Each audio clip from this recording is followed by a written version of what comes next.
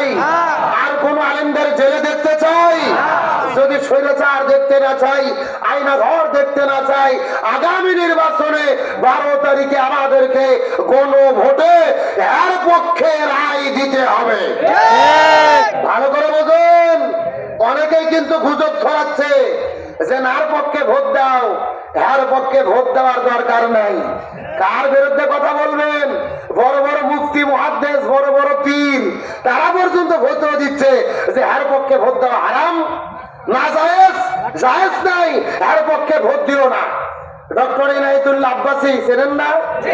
আমি তাকে অন্তরতে ভালোবাসি, মহব্বত করি, শ্রদ্ধা করি, কিন্তু তার ফতুয়া শুনলে মাঝে মধ্যে মেজাজ ঠিক থাকে না, সবুর করা কঠিন হয়ে যায়। এত বড় একটা আলেমে কেমনে ফতুয়া দিল যে কোনো ভোটে এর পক্ষে ভোট দেওয়া জায়েজ নাই? কেমনে ফতুয়া দিল? বলতেছে যদি এর পক্ষে ভোট দেন সংবিধানে বিসমিল্লাহ থাকবে না, আল্লাহর প্রতি অবিচল আস্থা এবং বিশ্বাস থাকবে না। এটা সম্পূর্ণ মিথ্যা কথা, গুজব কথা, বানোয়াট কথা।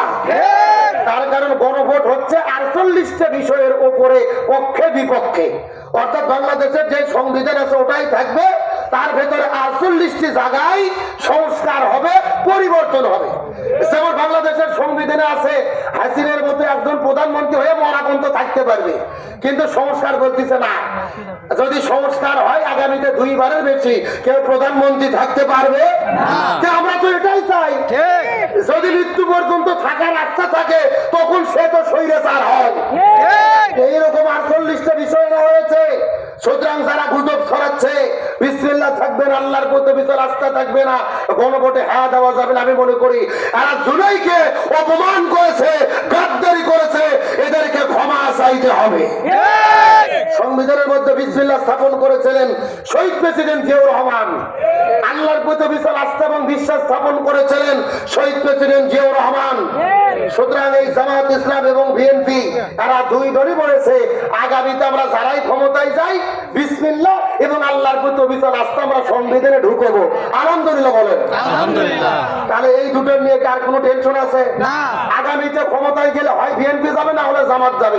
আর কোনো দল আছে নাকি? না। আওয়ামী লীগ যাবে। তাহলে খারাপটা কেন ভুয়া সৃষ্টি করতেছেন? জনগণকে ভুল বোঝাচ্ছেন।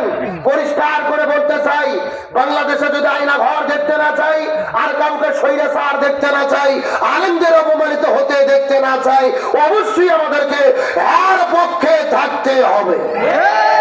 আর যারা সে আপনাদেরকে বলবে যে আপনার নার পক্ষে ভোট দেবেন, বলবেন যে ঠিক আছে তোদেরও ভোট দেবো না, বাড়ির যা। কথা বল না, দেখবেন মুখের উপরে জবাব দেবেন, ভয়ে তো ওই কথা আর বলবে না। আমার কথা রাজনীতি করার জন্য আসেনি। ক্ষমতায় জামাত যাবে না বিএনপি যাবে ওদের ব্যাপার, আমাদের কোনো টেনশন নাই।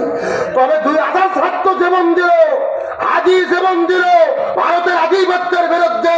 ওই আধিপত্যের বিরুদ্ধে এই দেশকে স্বাধীন করার জন্য জুলাই সনদ আমাদের বাস্তবায়ন করতেই হবে। একমাত্র তারাই এই সংস্কারের বিরোধিতা করতেছে যারা নতুন করে স্বৈরাচার হতে চায়। আমরা নতুন করে আর কোন স্বৈরাচার দেখতে চাই না। আল্লাহ তাআলা আমাদের এর পক্ষে থাকার তৌফিক দিক আমিন কর। আমিন। আলোচনা শুরু করেছিলাম ইবাদত কত প্রকার।